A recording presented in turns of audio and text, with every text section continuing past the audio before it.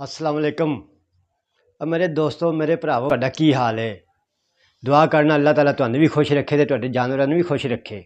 तो मेरे फार्मर भरावो मैं तुहानू अज एक ऐसे टीके के बारे दसांगा। टीका एक होएगा बीमारियां लातदात कवर करेगा, सोज नू कवर करेगा, बुखार नू कवर करेगा, दर्द नू कवर करेगा।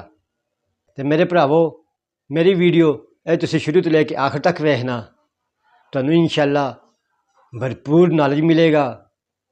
तुसीं मेरी वीडियो वेखोगे तो तुसीं आपे आपदे जानवर का इलाज खुद घर कर लोगे इस एक टीके दे नाल।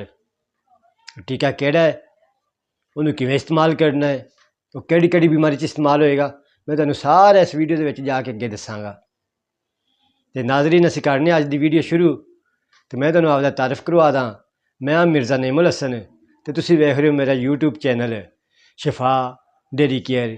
नाज़रीन तुहानू सब तो पहले मैं अज उस टीके के बारे दसदा जिन्हें वास्ते असीं अज वीडियो बना रहे हैं। वो टीके का नाम है लोक्सन। लोक्सन सेलमोर कंपनी का बड़ी अच्छी कंपनी का टीका है तो बहुत ही फायदेमंद साबित होता है। हर डॉक्टर के बैग दे विच लोक्सन लाजमी होता है और डॉक्टर भी इनू इस्तेमाल करते रहते हैं। यह टीका एक कम 3 पहला कम इहदा कि बुखार नू खत्म करना। बुखार केड़ा केड़ा, बुखार मौसमी बुखार हो गया, तुहाडे जानवर नू साड़ू होया है उनकी दर्द तो बुखार हो गया, तुसीं एक जानवर नू एक मंडी तो घर लेके आए हो, रक्शे च लेके आए हो, ट्राले च लेके आए हो, ट्रक च लेके आए हो, उनकी थकावट तो बुखार हो गया। जानवर ने ठंडा पानी पी लिया सर्दियों च, उनकी वजह तो बुखार हो गया। कोई चोट लग गई उनकी वजह तो बुखार हो गया। जानवर तुहाडे ने पिछा कढ़ लिया उनकी वजह तो बुखार हो गया। बुखार बेशुमार अलामात तो बेशुमार बीमारियां तो हो जाता है। बुखार इन्फेक्शन की वजह तो, अंतड़ियां इन्फेक्शन की वजह तो बुखार हो जाता है। तो बुखार दे विच लोक्सन बड़ा अच्छा रिजल्ट देंदा है तो बहुत ही अल है। तो दर्द होंदी होवे कमाल का रिजल्ट इहदा, दर्द उस टाइम खत्म, लांदे जाओ घड़ी दे 10 मिनट वेखो दर्द खत्म। और जनाब जादू असर दर्द वास्ते। दर्द केड़ी केड़ी, कोई चोट लग गई है, कोई तुसीं टीका लाया है, टीका सुज गया उनकी दर्द है। जानवर तुहाडे ने पिछा बाहर कढ़िया तुसीं पिछा चढ़ाया है उनकी दर्द है। जानवर तुहाडे नू साड़ू पै गया है, वो थानू हथ नहीं लान दिंदा उनकी दर्द। दर्दां भी बेशुमार ने, पेट की दर्द हो गई, तुहाडे जानवर की कोई हड्डी टुट गई है उनकी दर्द हो गई, कोई जोड़ निकल गया है उनकी दर्द हो गई।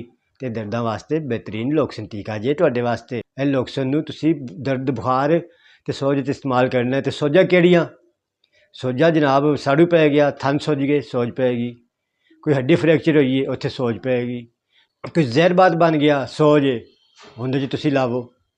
सोजां बेशुमार बेशुमार इहदे फायदे, हर सोज च कम करेगा। तो नाजरीन टीका एक तो कमाल इन्ने सारे लोक्सन याद रखना है तुसीं टीका।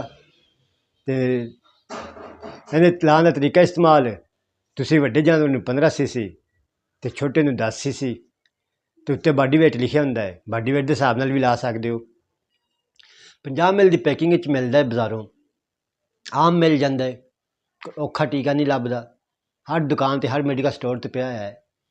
तो लोक्सन तुसीं इस्तेमाल करो तो इहदे फायदे तो उठावो।